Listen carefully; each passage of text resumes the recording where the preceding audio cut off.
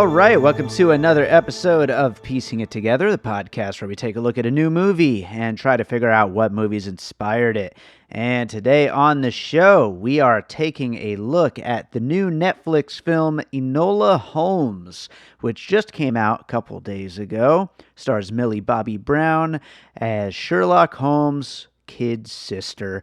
And I feel like we've been doing a lot of Netflix movies lately. I don't know how that's exactly happening or how they're all getting squeezed into the schedule, but hey, it was a fun one. It was much better than I expected, and while, it's not the greatest movie I've seen all year or anything like that, it was plenty of fun, and I think she does a great job in the role, and it gave us a lot to talk about.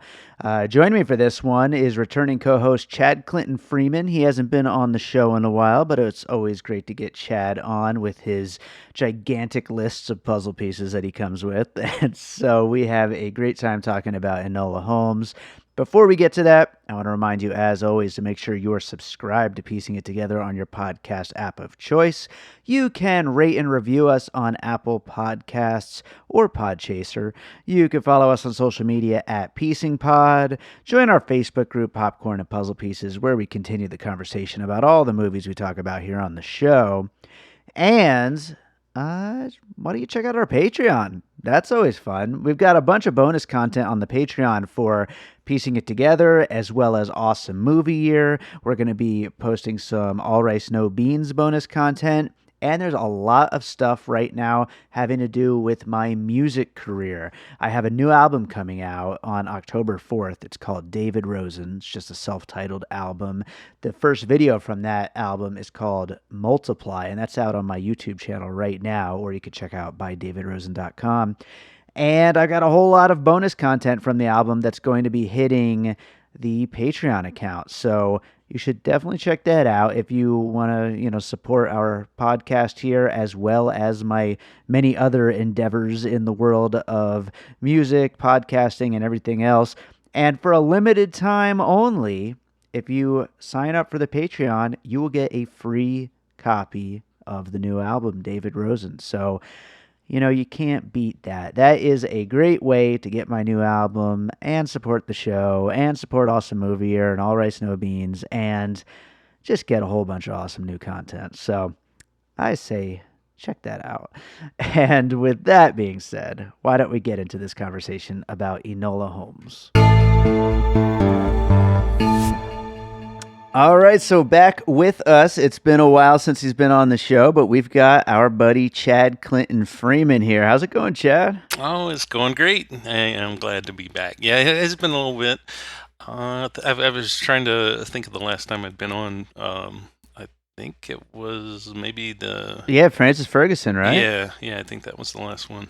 Okay, yeah. Well, that was a good one. And we were just kind of talking before we hit record here. This is going to be an interesting one for us to cover here today because we both just watched it like late last night before bed, and so this might be a little half baked, but we're gonna do our best here to talk about Enola Holmes, good old Enola, and all of the good intentions of this movie, which was pretty fun, I think. How'd you like it? Oh, yeah. I did enjoy it quite a bit.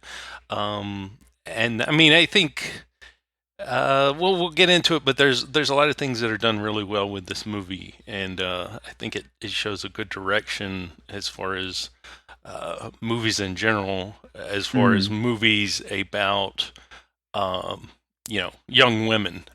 Sure. So I think, there was definitely a lot of positive. I was going to say, this is a Netflix movie, but it was not a made by Netflix movie. This was a Warner Brothers movie that Warner Brothers basically dumped because of the pandemic.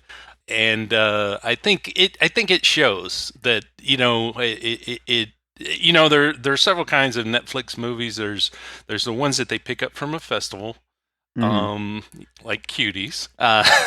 Sorry, I had to bring it up.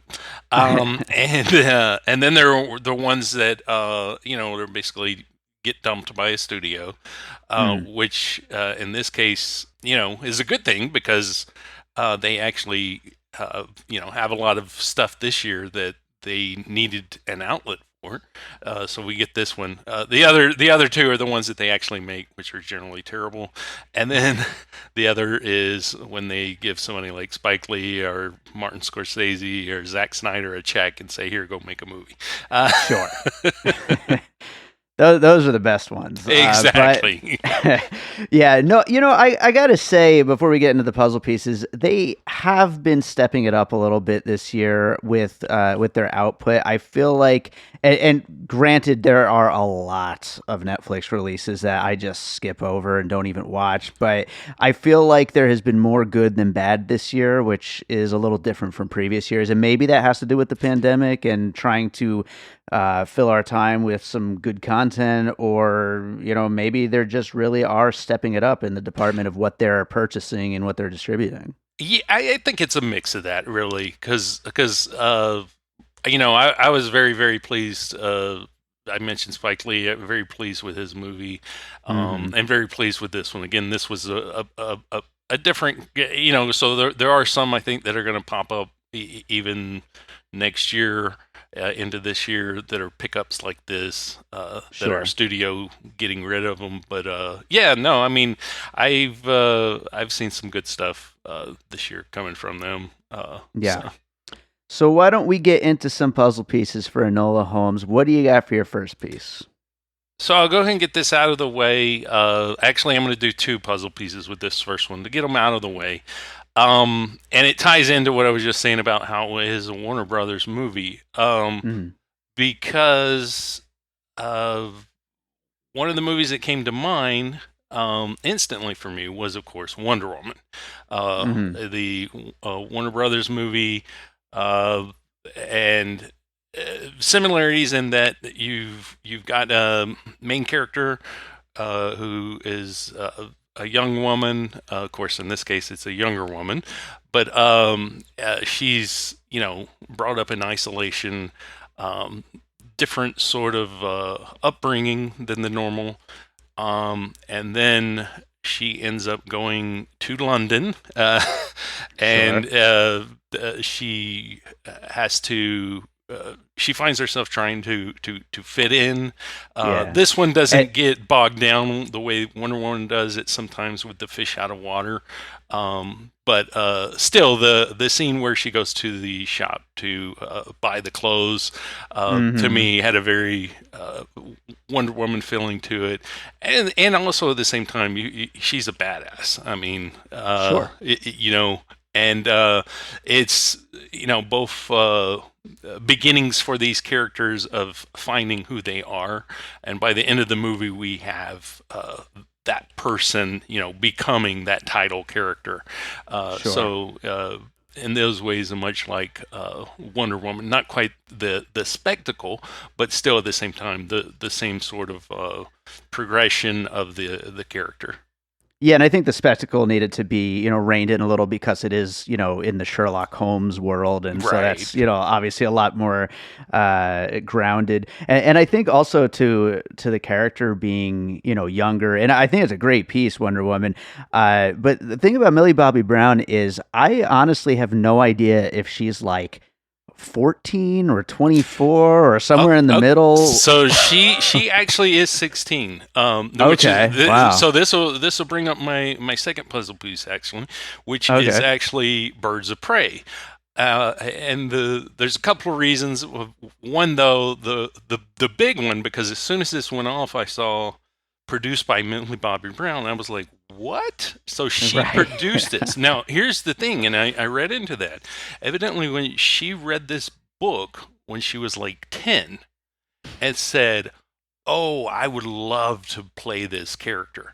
And so ever since then, her and her dad had been working on trying to get this movie made. This movie was actually spearheaded by her, just how Birds of Prey was spearheaded by Margot Robbie. Millie Bobby Brown and her dad actually hired the writer, and they hooked up with a legend, and they are the ones who ended up, hiring the director. And I mean, it's her baby, which I Wow. thought was so amazing that she, at the time when she fell in love with this project, she wasn't even old enough to play the part. And Mm, now here she was, 16. It's like it was a perfect timing. But I mean, it tells you how like much ambition and drive she has. right. Now hitting 16, and she's got this movie, which is a fantastic movie for a movie about like 16-year-olds in a number of ways. But Sure. to get back to the puzzle piece here, though, with Birds of Prey, though, is that also you've got that element. She's not quite the Wonder Woman is more refined, I would say, kind of in a way, Hmm. whereas Enola is very outside the box, very much more in that regard on the side of Harley Quinn, who is Hmm. totally outside the box, and where she speaks to the audience, Sure. and also the storytelling, the way you get the flashbacks to her upbringing and to her mother along the way that fill you in on basically her learning and her discovering herself and her figuring out what things her mother said to her meant. And Sure. Sure. I like how that played out, but that also reminded me a lot of Birds of Prey. Also, at the same time, she starts off the movie very much thinking that she's alone in the world. Of course, her Hmm. name backwards spells alone. Right. And then she ends up realizing that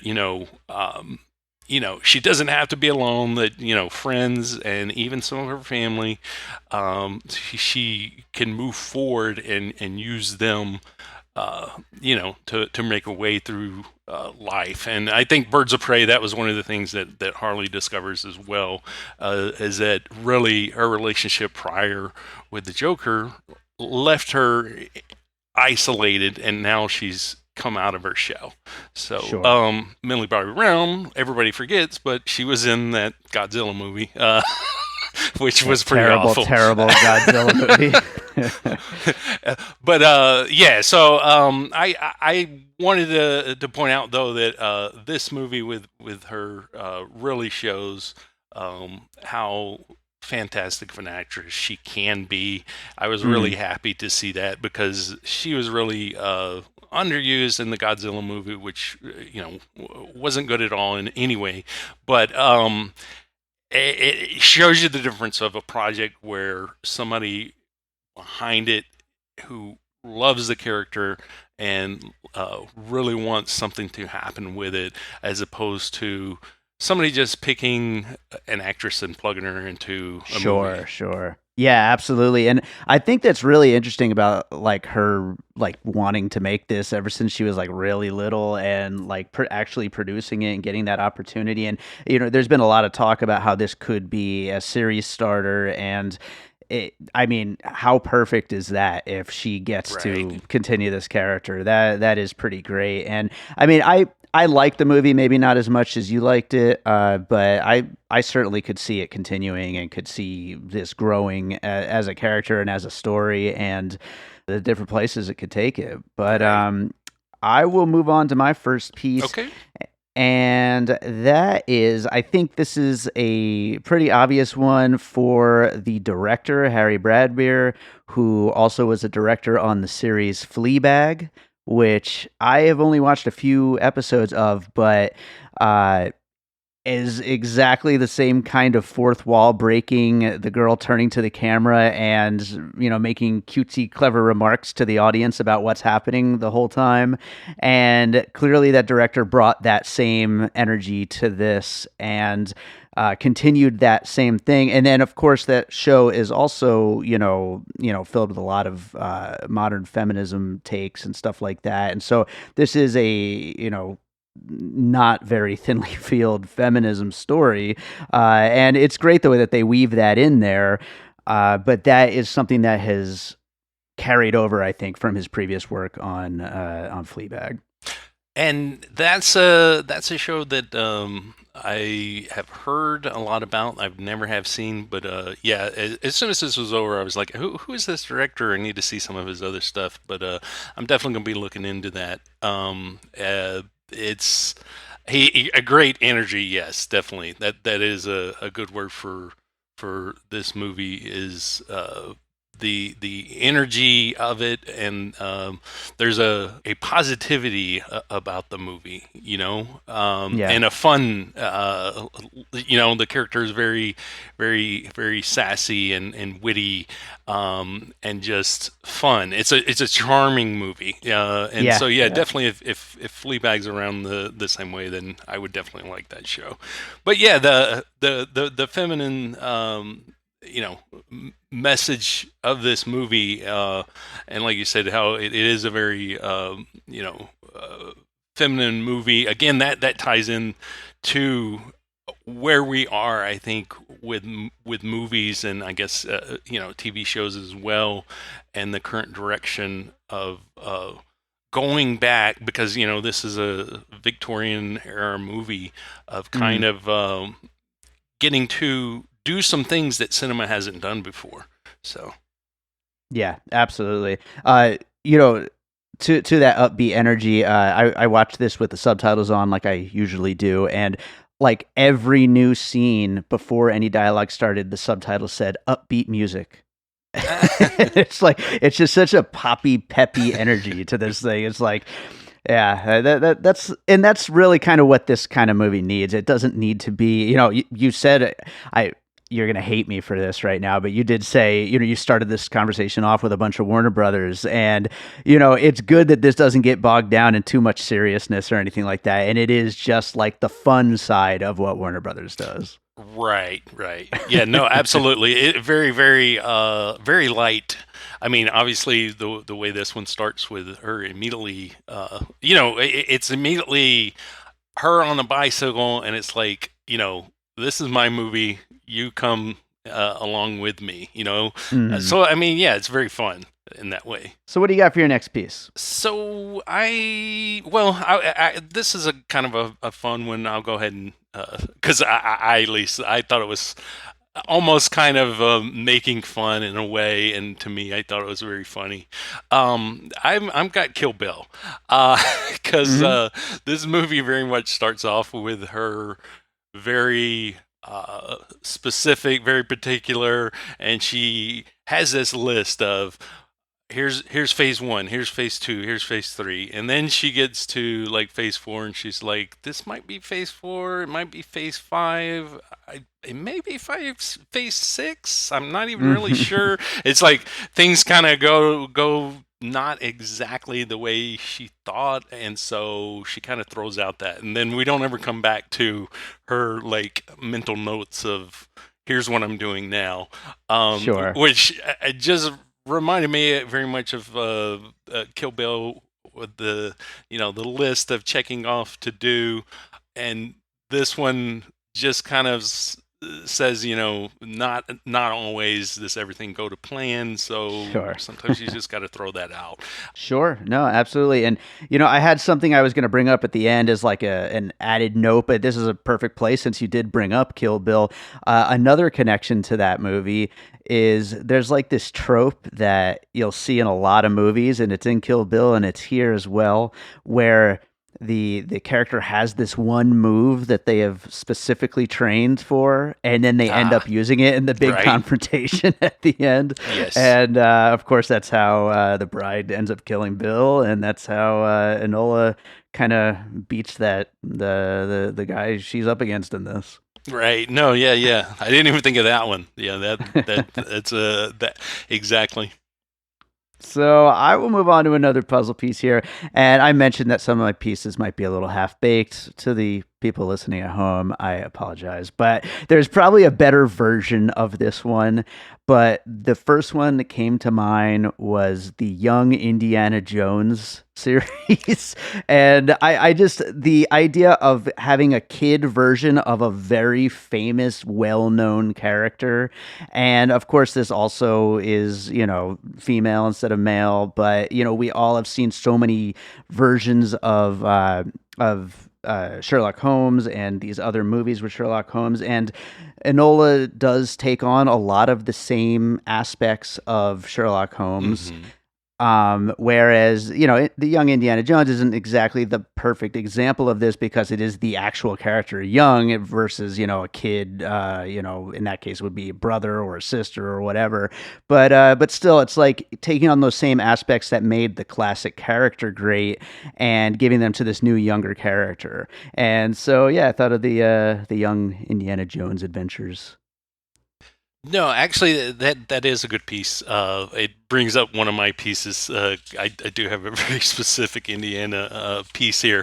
Okay. But no, because and the other thing is that this is an adventure movie. It isn't bogged down with the spectacle.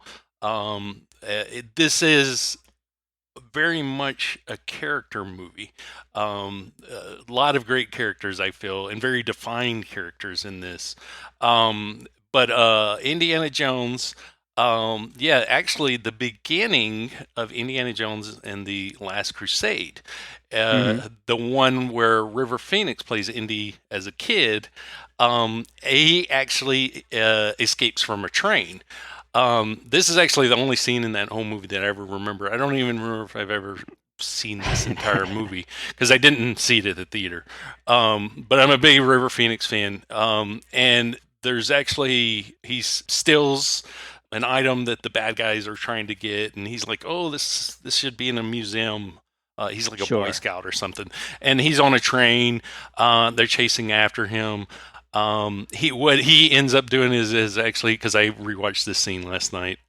He actually climbs into it's a circus train, so there's all these snakes and things. Again, this doesn't have that spectacle of snakes and alligators and things, but he ends up, the caboose is like a magic. It's where all the magic props are kept, and he climbs into a trunk. And it's one of those magic trunks, and they go in and they open the trunk, and the trunk's empty, and then he's somehow off the train. But very much the scene where they're on the train and they jump. That just had a very Indiana Jones vibe to it, and I couldn't remember how Indiana got off the train, and I was like, did he just jump? He was actually like doesn't even, like I said, he uses magic to get off the train, which doesn't even really it's set in reality at all. So this actually works better. But yeah, I mean, just the way she's very quick on her feet as far as the way she thinks too is very Indiana Jones, in that there's always, when you're watching those movies, of how's he going to get out of this situation, and of course he does. And she has that same quick wit to her, that she's able to just, when other people are possibly panicking, like the character that she's saving, she's able to say, nope, here's what we're going to do, and then executes and they get off the train. So no, I mean, Indiana Jones, I think, is a great piece here. I couldn't think of anything else either, as far as what you were thinking, as far as the younger version of, or like the young kind of spinoff of a classic character. Sure. So I think overall, with both of those, I think Indiana Jones in general is just a great puzzle for this movie. Awesome. Well, what do you got next? Well, we went from yours to mine, but okay. Oh, I guess that was yours, huh? Yeah. Okay. You know what? I'll take it. I'll take the reins. I'll keep going. So I'm just gonna jump back to the fourth wall breaking again and go with a pretty easy one, and that's Ferris Bueller's Day Off. There's this movie is filled with so much of that fourth wall breaking, talking to the audience, and also with the adults on her tail the whole time through this, Right. this crazy little adventure. And it's a simple one, and it's something we've seen many times before in other movies as well. I mean, you even said with Birds of Prey also includes Right. some of that as well. But I think the fourth wall breaking is like, and I don't know if that's there in the book or not, or if that Right. was a invention from the director and the screenwriter, but that is a major part of what makes this movie tick, and so I thought I'd bring it back up again. Yeah, no, definitely. It adds a fun layer. We are seeing more and more movies where the lead characters do that. I think it always, though, immediately uh, gets the audience into what kind of film you're going to see, though. Right, right. When it is something that's a bit offbeat, it's fun. It's an element to help seemingly make it interactive, especially in this one where she says, do you have any ideas? Right. I thought that was really, really clever. Also, the wink that she does whenever she's being drowned and Mhm. she pretends to be dead, and then she gives a little wink, and then she rises up from the water. Those little elements like that are just really nice touches. So works really well. Absolutely. So, what do you got for your next one? Well, so I was thinking in terms of young characters that were detectives, that sort of Mhm. thing. I wanted to bring up a couple of pieces and then kind of talk about the difference and why this one's like so unique. I feel, Okay. you've got like Nancy Drew, so she's a classic character of young kid books and a number of movies. There was a movie last year even with those movies. They're very uh, sort of after school special feeling. Mhm. It's like they're uh, specifically made for kids, and when adults watch them, it's like we're being like talked down to in a way, Right. are just very. It's just very holding your hand is here's the Sure. message you're supposed to learn. Uh, Mhm. and whereas this one doesn't do that. It's very, like I said, it's an adventure movie. It's like a big. It could be a big spectacle movie. It's like they took a big spectacle like Spielberg or something, and then they pulled out all of the spectacle and boiled it back to the characters. Right. Um, and I think that made this feel so fresh in that regard, especially since it's in the middle, like you know on the one side, like I said, you've got like the Nancy Drew type movies. On the other side, you've got something like Kingsman, which I know Kingsman, he's a little bit older. I think he's early 20s, but still, you've got with that. Of course, it's very spectacle. It's also very violent. It goes the other extreme to where it's like, okay, this is a comic book movie. This is an adult movie. And so you've got a meeting of sort of those two kind of films, Nancy Drew, Kingsman, along with, Raiders of the Lost Ark, but it's like almost it's more of an indie character movie. So, uh, I love that you just combined Nancy Drew and Kingsman. Like, what is happening here? so but I mean, really, to give this movie credit for the characters. I mean, Sherlock Holmes, he's not the main character. Mhm. He's in it quite a bit though, but his character actually has a nice arc. And a movie like The Kingsman, you're not getting that with any of the side characters at all. I mean, Mhm. you get it with Eggsy. That's it. With this, you've got a nice character arc to like I said, not just Sherlock Holmes, but then I forget his name. She says it about 300 times, and it's about four names long, or Um, he has a title and everything. The yeah, boy, Tewksbury. That's all I got. his character has a nice arc to it too. So I Mhm. mean, this is very much like a real movie, in that you've got characters that are learning things, that are becoming, uh, you know, better people in life, and at the same Mhm. time, it's a fun adventure movie, and it's seeing uh, you know a young girl like Nancy Drew doing things that you don't necessarily see in movies. Sure. But and it just seems very, very refreshing to me. All right, so Nancy Drew and Kingsman, that's the piece, and I love it.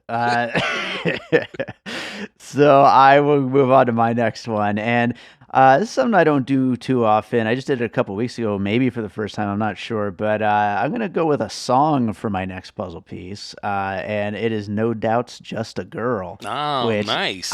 I think everything about it just feels so much like this movie. I mean, from the feminist message of the world the way that the world is and what it wants out of women, and her just kind of throwing I don't care what the world wants out of me, I'm Right. going to be who I'm going to be out of that message. And then we talked about the fun energy of it as well, which Hmm. I think also goes with the feeling of that song. And so I just think that song just really is a great parallel for what this movie is going for.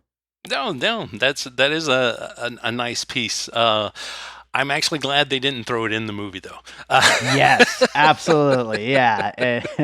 It did not work very well in Captain Marvel, and it wouldn't have worked well here. Yeah, no, no, definitely. I totally agree with that. A great song. I think that was a very a groundbreaking song at the time. And like I said, with this movie, it definitely feels very fresh, and it might not be the first. It might not be groundbreaking in any way, but I definitely think it shows us where movies are going, and that Sure. movies are in a very good and positive direction. Of course, there might be some people that would be mad that, whoa, it should have been directed by a woman. But Mm. I mean, again, maybe in the future, if there are sequels, maybe Millie Bobby Brown will direct one of them. I Yeah. think her fingerprints are all over the movie, and it's very much her baby. From what I understand, she actually, for the first time, did some ad libbing, and some of the character. Little things that she says and does are actually not in the original script. Mm. Evidently, with Stranger Things, she never, everything's very specific as to what is on paper is what's on screen. And with this, the director pushed for her to really own the character, and Sure. make things her own. So, I, but yeah, unfortunately, I think the Conan Doyle estate would absolutely shit a brick if a woman directed one of these movies. well, evidently they're very mad over this movie because Yeah. Sherlock Holmes is like a emotional person. I mean, as Right. opposed to being just the robot, which to me is what makes it so fantastic. Like I Yeah. said, I of course Superman Henry Cavill plays Sherlock Holmes, so instantly. Of just hearing that news, I wanted to see this movie, Yeah. and he very much is very just kind of stoic. Henry Cavill to start off with, more maybe kind of smug and smartass. Henry Mm. Cavill along the Man from Uncle, as opposed to Superman or The Witcher, but he again, there's growth to his character of him through her seeing, importance of family, and also just he definitely has a growth through her of being more human, I think. Sure, And sure. yeah, evidently they're mad about that, and I'm just like, Yeah, really?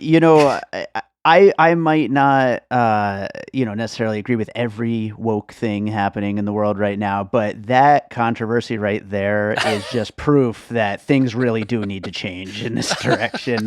Like that certain people are just absolutely ridiculous, and things Right. need to move forward. Oh man. So anyway, what do you have for your next piece? Well, I was gonna hit on a couple of Disney movies, just as a comparison. Also, Okay. one, this was actually um, instantly one of the Disney movies that I thought of, the animated Disney movie. I haven't seen the new one, but Mulan. The fact that Mm-hmm. she, is dressing up as a boy to escape, and then a couple of other times she dresses up as a boy, which is kind of a funny running gag that they don't ruin. I think whenever she offers these guys $5 to change clothes, and it never Mm-hmm. cuts back to the boy in the dress, which I was so happy that they didn't do, because they could have gone for a cheap laugh. Um, Mm-hmm. and I think in this day and age of, how we were just talking about woke culture, I think that that's something that would be frowned upon. So I think it's very smart that they didn't cut back to either one of these boys wearing the dresses. Um, Sure. but yeah, so Mulan, dresses up like a guy to go, fight in the army, basically to, you know, uh, do what she feels right and fight. And again, that's what you have with this character doing. And she, from time to time, because of the period, it's easier for her to be a boy, to go unnoticed, I guess, in certain situations than it is to Right. be a girl. Um, Additionally, Cinderella, the actual the not the animated, but the feature film, the Kenneth Branagh film that came out a few years Okay. ago. Um, with you know uh, Disney, it's always, well, not just Disney, but I think most like family movies, it's generally the mother's gone, and so the daughter is kind of this wild child, untamed woman, because it's been the dad that's been raising her, and he, of course, as she's coming of age, doesn't know what to do with her. And so with Cinderella, you've got that element where it's the dad raising the daughter, and then of course he remarries, and you've got these new people that come in. The dad dies, and then she's left alone with this mean stepmom and the stepmom's daughters. Um, with this one, you've got the daughter being in isolation with the mom, and the mom is very much a feminist, totally just raising her the way she wants to make her totally her own person. Sure. And the fact that she then, when the brothers come in, they see this and are pretty much appalled and need to send her off to, manor school and this, that, and the other. And so she's fighting against being her own person, and what her brothers now want her to do, and becoming who she's gonna be. Yeah. With Cinderella, I think there's some good with the recent Cinderella movie, but it's still very outdated in the regard, Hmm. because it's you know her she's being treated a certain way by the stepmother and the stepsisters, and she wants to prove that she is as much of a girly girl woman as they are, kind of thing. Right. And then you've got the prince and magic that saved the day. So on the one side there was that comparison that I felt, but at the same time this one is a more realistic and a more modern version, because she doesn't have anybody or anything but herself that makes her who she wants to be, to fulfill herself as a person. And to add on to that, I was thinking about Aladdin, because the live action movie still fresh in my head. With Aladdin, you've got the and this is again one of those things that's always seems to be this way with the Disney movies, and then also with family type movies, where it's the male character saving the female character in some way, whereas in Aladdin it's the female character is going to be married off to some horrible person that she has no choice in, and he ends up coming in and becoming the person that she wants to marry, and they all agree to it. So you've got the male though still saving the female, just like in Cinderella in a way, whereas in this one she saves the male, who is the prince or whatever you want to call it. He's I forget what is the term he is. He's not a prince. He's you know what I mean. Yeah, I know what you mean. He's royalty or whatever. It was a very British word, whatever. Yeah. Right. So he's the one though that needs the saving from the girl. And so again, very just different from any like of the Disney remakes that have been even more like, I guess, woke than like the animated versions, and I think most of the animated movies from Disney have been all backwards, and then the live actions have been a bit more modern, but still not quite there. Again, I haven't seen Mulan yet. Not there all the way. Yeah. And I think Mulan is probably a totally different story, because I think the animated was always a lot different than all of the other ones. This just again just shows us where we are though, with movies of family friendly movies for girls, young audiences, and just I think in general though, just a woman character, because I mean, without thinking of characters that have been like very sexualized, there aren't many movies that I can think of that were a main character that was even a woman that goes like on this adventure, and it's all on her. Oh yeah, I mean, like if you look at our list here that we were putting together, we're basically naming them all. Right, right. All of the real female-fronted movies, and so I mean that just goes to show that there needs to be more of them. Right, exactly. I mean, Kill Bill's she's not overtly sexualized, so I mean that would be one of the bigger ones that I can even think of, besides the superhero movies. So yeah.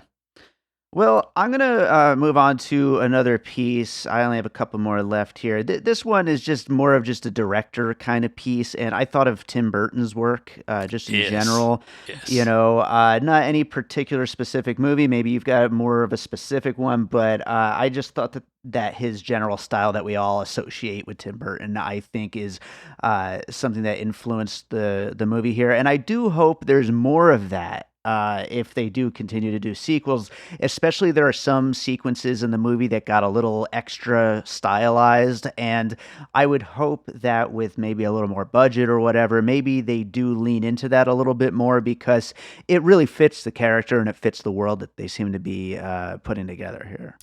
Oh, definitely. Yeah, no, I also felt very Tim Burton. Not just, Helena Bonham Carter, which I didn't realize. That too. Yeah, didn't realize going in that she was even in it. She was great in it. It's very Tim Burton, and yeah, I was trying to place that too. Actually, I think it works not even just as being Tim Burton, but overall. But Alice in Wonderland was the one Hmm. that really came to mind. I mean, it's very much of the same kind of time period, minus all the drug induced Sure. hallucinations and stuff. But no, the Alice in Wonderland movies, he didn't have anything to do with the sequel, but the sequel was actually good as well. I that character overall, she's very much a uh, outside the box, for the times woman that even in I remember in the sequel that she was actually like locked up in an insane asylum for a Mm, little bit. This was totally I felt that was coming in this movie at some point. I mean, because right. she does go to the manor school, which was bad Which is a enough. form of the same idea, Yeah, basically. exactly. Yeah. Yeah, and I feared it was headed in that direction. I was glad that was kind of. I think it's important to have that in there, but I'm glad it didn't get bogged down too much with that. Hmm. But yeah, definitely Tim Burton. I mean, I could see him directing one of these films. Would be a little bit darker, but totally totally Tim Burton's wheelhouse for sure. I mean, even if you think about characters that he's had a hand in, the character from Beetlejuice, Winona Ryder's character. I mean, it's almost like this is a more, fleshed out version of a character like that. Right, right. Really taking her out and giving her own big film. Sure, sure. Yeah. So yeah, I only got one more left. We're at the 45-minute mark. I'm sure you have about 12 more at Actually, this I point. don't have too many more. Okay, well, what do you have? What do you have next? And then I'll get my last one in. Well, I think this would be a good one. It goes along with the Disney. It's not Disney. I don't think it's Disney. Maybe it is Disney. Brave, the animated film that came out a few years It's ago. Pixar. It's Pixar, so it's Disney. Okay, all right. So I remember at the time that one came out, it was really a big deal that that movie was like the first time that you had like this girl character that doesn't need a man to save her. She Sure. is the hero in her own story, Hmm. and also at the same time she was very much like considered a wild child. She was a you know skilled in archery and all of this stuff, and this character in Enola, knows martial arts, and which They're I thought was badasses. fantastic. Yeah, exactly. And Yeah. archery, even, which she doesn't, even go into much use of a lot of these skills, which definitely opens this up to being the introduction to a world that I think would be really great. Sure. But yeah, on the animated side, and again, just to hammer on that idea of that we're progressively moving in a direction of family friendly, and family friendly doesn't have to be dumbed down, and family friendly can be for everybody. It doesn't have to be just for kids. And then Right. also, women characters, they can go on adventures, and they can do things that male characters have traditionally only done. And it doesn't matter what time period you're talking about. You're talking about in this one very repressive time period, and they Sure. still are able to, you know, uh, work out a way to make this story come to life. Yeah, and I like that they're able to, even though it's a time period that you maybe would think isn't that progressive, but to like fit it in there anyway. Right. And it's a movie, so it's great to be able to squeeze that in there. Right. So All right, well, I'll go with my last piece, and I don't. This is another one where I don't have a great example. It's more of a trope, but the example I was going to use is Interstellar, and maybe it's not the perfect example, but it's basically the movie where somebody is missing, especially a parent, and they're sending some kind of hidden messages back and forth. You Mm, know, and I hmm. thought of that whole ending sequence with Interstellar as the example, but I know that there's probably a better version of that, and of course here, Enola is tracing these hidden messages with her mom, and so it just made me think of that thing that seems to happen in movies from time to time. No, the Interstellar was a good one. I was trying also along that same lines of thinking of, somebody's missing and the main character looking for this person, and then also this one, it's uh, the person missing, and or do they even want to be found, sort of thing. And I know that Right. that's been done in a lot of movies. But the thing with the messages, yeah, I didn't even think of that. That is a nice tie to Interstellar with that. What I was thinking, as far as the because I recently saw this when I told you I know it's a movie you like, Searching, because Searching, you've got the daughter goes missing, and then the dad, he starts to discover things about the daughter that he did not know. And I think you've got that Sure. element of her finding out things about her mom, and we as an audience still don't know exactly what has totally what the mom's been into. Sure. Is the mom possibly a supervillain in future stories, or is what Enola's done in this movie enough to bring her, ground her back, not to be too radical. She's potentially a terrorist. We don't really know. But yeah, so searching of just it opening up a new world into that person. Yeah, Um, yeah.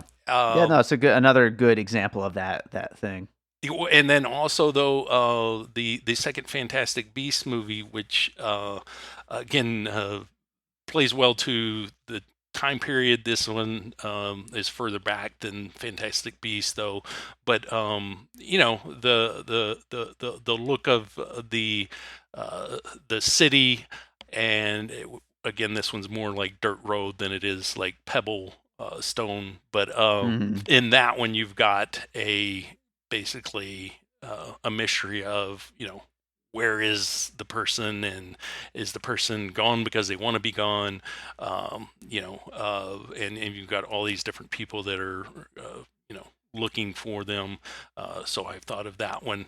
The other side of that is the family that wants to kill off one of the other family members because of, their status, or their you know their wealth, or what have you. That was one of the Right. other things that I was trying to think of something. I couldn't quite come up with anything.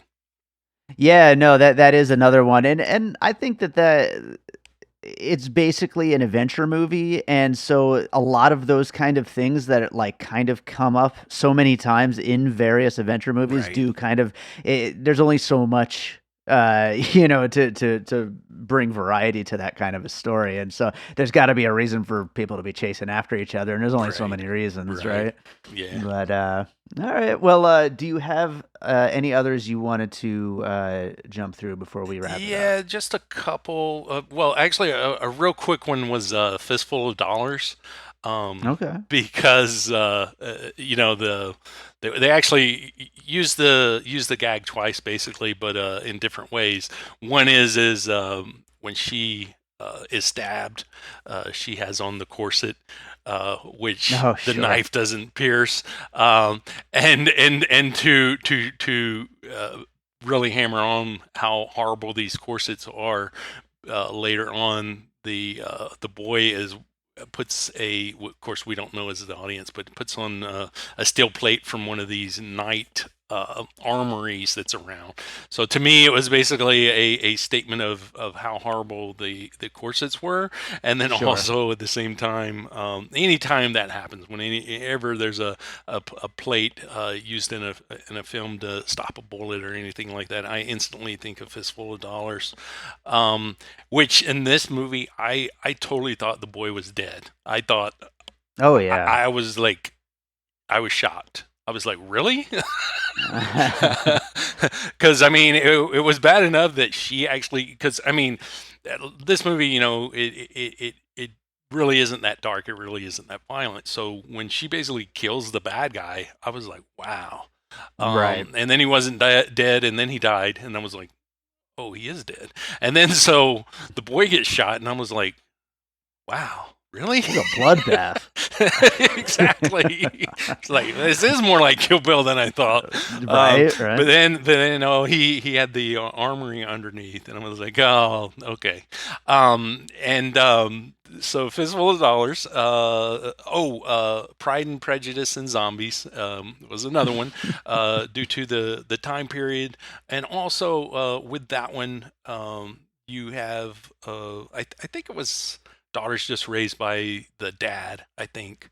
But Hmm. he taught them to be warriors and trained them in swords. And so they're badasses. And so when the zombie apocalypse comes, they're just like, okay, let's do this. And they're like killing all these zombies and like saving these guys who are like, scared, screaming little babies. Um, Not the best movie. I enjoy that movie. I haven't seen it in a long time, but there's some elements to it that I think are great. But I think it's a little made a little too early, and so it found itself in a weird place of trying to be uh, slightly exploitive while also empowering. And so it actually came out as a weird mix in that regard. Hmm. But as far as movies in taking place in like Victorian era, where you've got the women really breaking that mold, I thought that was a good example, though. Um, the Right on. only other one I think I have here, I two, it looks like, Okay. is and this kind of goes back to the Nancy Drew thing a little bit, but Harriet the Spy, which Harriet the Spy was the first movie Nickelodeon made, Oh, okay. and it um, like Nancy Drew, is very much about learning the lesson. Because with Harriet the Spy, she's like uh, she writes down notes on everybody. So she has this book and she writes down every secret that she hears, Mm. and then she ends up learning that this ability that she has and this drive that she has is something that she can use positively, but she hasn't necessarily been using it positively, which is Gotcha. a lot like how the Nancy Drew movies are. And this one doesn't have that element. Again, that was something that makes this so much different than the other um, uh, like kid movies. And along with that, also with the Kingsman, I think this is one that goes well is the Spy Kid movies, Hmm. which Spy Kids I think at the time was very very like so different, and there were so many like knockoffs that came after it. Right. But the fact that you had kids on this adult adventure doing adult like things, Right. Right. but again with Spy Kids and Kingsman and even like the Nancy Drews, they are all bogged down with technology too, though, and gadgets. And um, that's the other thing that was so cool about this one is that she's not, she's not Wonder Woman. She doesn't have special powers. She's not, doesn't have any gadgets. None exist at the time. Right. It's just actually her, and so that's what makes it so different. Is that it's not. It's just her. It's not a man. It's not a boy. It's not gadgets. It's not superpowers. It's just her. Yeah. Absolutely. Yeah, and that opens opens the door for all kinds of interesting different kind of situations to get her into and out of in Right. future movies, hopefully. Yep. So all right, I'm going to do the finished puzzle with our usual giant list whenever I have Chad on, uh, but that includes Wonder Woman, Birds of Prey, Fleabag, Kill Bill, Young Indiana Jones Chronicles, Indiana Jones and the Last Crusade, Ferris Bueller's Day Off, Nancy Drew, Kingsman, No Doubt's Just a Girl, the song, Mulan, Cinderella, Aladdin, Tim Burton films, Brave, Interstellar, Searching, Fantastic Beasts 2, A Fistful of Dollars, Pride and Prejudice and Zombies, Harriet the Spy, and the Spy Kids series. So, Nice. Chad, you got any closing thoughts on this? Anything, any major things that we didn't really get to within the puzzle pieces? Oh, I did write down a note on this would have been a puzzle piece, but I forgot. The end credits. I love the end credits. Mm. It reminds me of like a pop-up book for Oh kids, yeah, the way that yeah, the characters pop in which they use that early on when they go to she goes to the mansion and she's like, it's so and so and so and so and all the servants, and they all pop in. yeah, I love that little pop-up element. It reminded me of kids pop-up books. Um, yeah. That was fun. but no, other than that, there wasn't a whole lot else I could think of. But I really did like it. This was on my top 10 of most anticipated movies this year. Right, That was not knowing anything about it, not even knowing that this was like a project spearheaded by Millie Bobby Brown. To me, that adds another. Knowing that, it just adds another layer to uh, the positivity of this movie. right. But no, I mean, I would love to see a Sherlock Holmes spinoff with Henry Cavill, of course. I mean, He you is know, he is great in the role. He yeah, does a no, good job. he's just he is so he's so likable. He's kind of like The Rock in that way, but he doesn't have the knowingness of The Rock.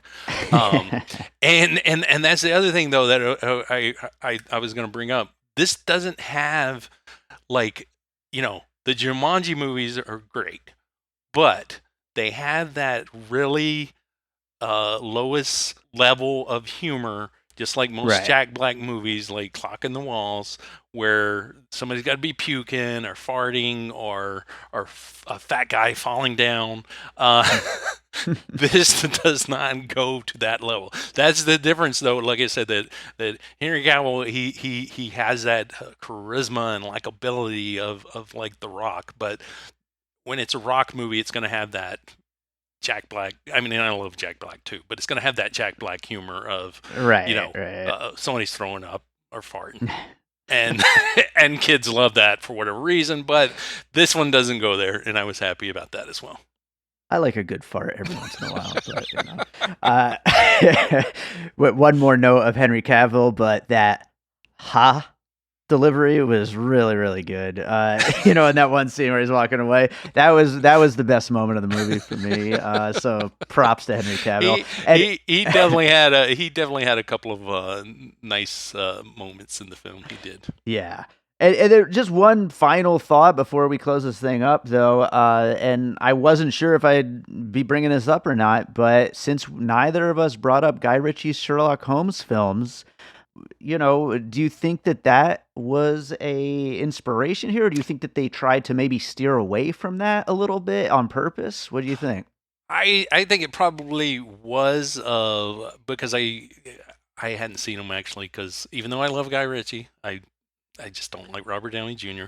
Uh, um, Jeez, that is dedication to your strange dislike of Robert Downey Jr. Because I know you love Guy Ritchie, and I'm shocked you haven't seen those so movies. yeah, I still have not. I almost bought them on Blu-ray. They had them both for like $7 at Walmart, and then they were even on Prime Video recently. And I was going to watch them, and then I was like, I just still haven't watched them.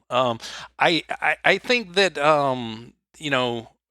this does have that sort of uh, a toned down, more lighthearted version of a Guy Ritchie movie in many ways.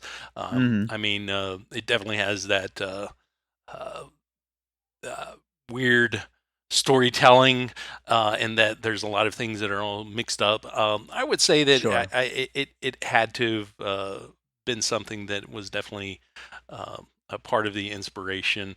Hmm. I don't know that version of Sherlock Holmes, but I just assume, since it's Robert Downey Jr., that he is a smug smartass, but he's not a very good guy, or that he's not a you know a guy with much heart. And I think that this one, again, with that character, they make him more of a a person, and a decent person. You need to talk to someone about your Robert Downey Jr. issues. So, Chad, is there another movie you saw recently you'd like to recommend to our listeners? Yes, actually, this one kind of goes well with this one in a way. One of my favorite movies this year, and I'm not even sure if it's a 2020 movie, but if it came out last year, it was like at the end of the year, and nobody heard of it because I hadn't heard Hmm. of it until this year. Lady World. It's Hmm. Amanda Kramer. It's a very small, I would imagine, indie film. It's eight girls. Basically, it's the end of the world. We don't exactly know what has happened outside, but it's these girls that are uh, together at this like slumber party.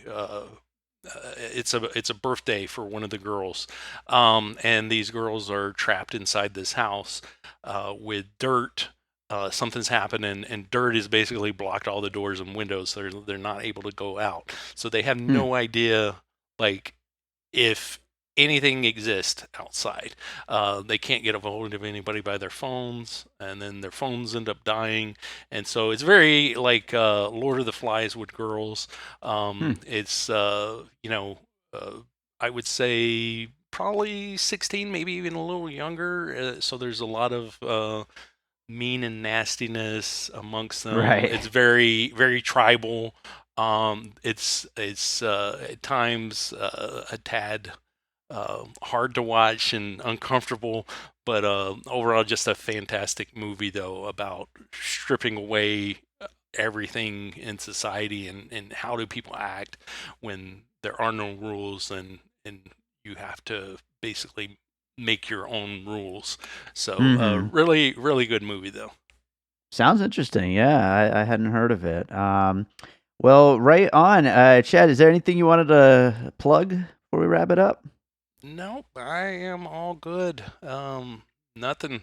Well, I'm I glad to was get you back on the show, though. Oh That's for yeah, sure. definitely. I was gonna say that I am very extremely disappointed in Netflix that Henry Cavill was not sexualized in this movie. Um, Well, I you'll find a way to do that, I'm sure. So.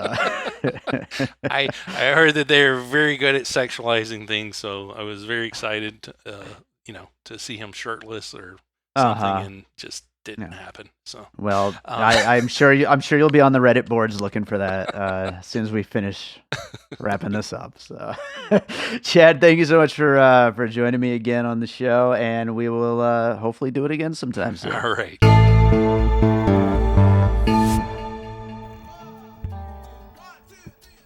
Are you tired of stumbling across the same old kind of podcast show with a couple of white guys every other day, talking about different forms of entertainment such as movies, music, video games? Well, too bad, because we got another one for you. Introducing the world's most unoriginal and anti-niche podcast ever, the Podwood Forecast.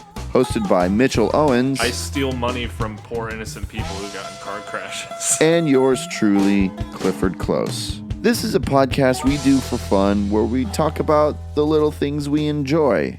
The Podwood Forecast. Available on any podcast platform. All right, so I hope you enjoyed that conversation about Enola Holmes. Thank you, Chad, for coming back to the show. It had been a while, but always have fun with you and glad to have you back. If you enjoy piecing it together, we hope that you rate and review us over on Apple Podcasts or Podchaser. Some people say it doesn't really matter getting all the reviews and all that stuff, but you know what? Whether it helps with the Apple Podcasts ratings and rankings and all that stuff or not, I just like to get feedback. I like to know that people are out there listening. I like to know what they think, and I want to continue making the show better. What are we, 140-something episodes in at this point, not counting all the special episodes and stuff. I want to keep making this thing a better show for everybody, and so any feedback is good feedback. Although, unless you want to give us 5 stars, save the stars for something else. But you can also, of course, follow us on social media at Piecing Pod, and we appreciate all the shares as well. Anytime you share these episodes, it really, really helps to get the word out and help support our show. Social media is at Piecing Pod on all the major social media platforms, and also our Facebook group, Popcorn and Puzzle Pieces, where we continue the conversation about all the movies we talk about on the show. We also have our Patreon that I told you about at the top of the show. It's called Produced by David Rosen because it encompasses all of the stuff that I do, my music career, as well as all the podcasts I'm involved with. So check out that Patreon if you want to throw some support, or just make sure to check out the album David Rosen when it comes out on October 4th. Actually, 1 week from today, if you're listening to this the day it goes up, on Friday, October 2nd, 2 things are happening. First of all, there's going to be a special episode of Piecing It Together that is actually a full-length commentary track where you'll get to hear the new album and hear me talk about the story of making the new album while it's playing. So that's going to be the first chance to actually get to hear it all, other than the song Multiply, which, again, the music video is out now on my website and YouTube channel, so go check out Multiply. But that commentary track is coming next Friday, and also on next Friday, you may be familiar with a website called Bandcamp, where independent artists can sell their music. My album will be available for sale on Bandcamp, as are all the rest of my albums. And next Friday, October 2nd, 2020, in case you're listening to this 2-3 years from now, that day, Bandcamp is waiving all of their cut of all sales. So if you're thinking about just flat out buying my new album, David Rosen, or any of my other albums, Friday, October 2nd, is the day to do it over on Bandcamp. You can buy my limited edition CD pressing of the new album or any of my previous albums, and you can buy digital download versions if that's your thing, but they will not take a cut, and I will keep all of it, and all that money will get to go into hiring awesome people to make new music videos for me, or promoting my music and doing all the cool stuff that I try to do surrounding these albums and this music and this strange career that I've carved out for myself. So October 2nd, davidrosen.bandcamp.com. That is the absolute best way to buy my albums. Check it out. Or support the Patreon, because I really want to get more Patreon subscribers, so that way I could continue making more bonus content with Awesome Movie Year for it, more Piecing It Together content, and give me a reason to dig into my archives of unreleased music and start putting out some of that stuff on there. So check out the Patreon. So let's close this thing out with a piece of music, as we always do, and I guess I'll play something from the new album. How about that? What track should I play? I'm going to play, actually, one of my favorite tracks from the album. I'm pretty sure I haven't played this yet on the show. I've only played a few tracks so far. This is one of my favorite ones. It is called Wonder, and I think this would fit very well with the whole Enola Holmes, the whole the vibe that this movie was going for. So enjoy this track. Again, it's called Wonder. It's a very upbeat track, but also very kind of almost haunting and melancholy at the same time. I really love this track, so enjoy it, and we will be back more Piecing It Together next week.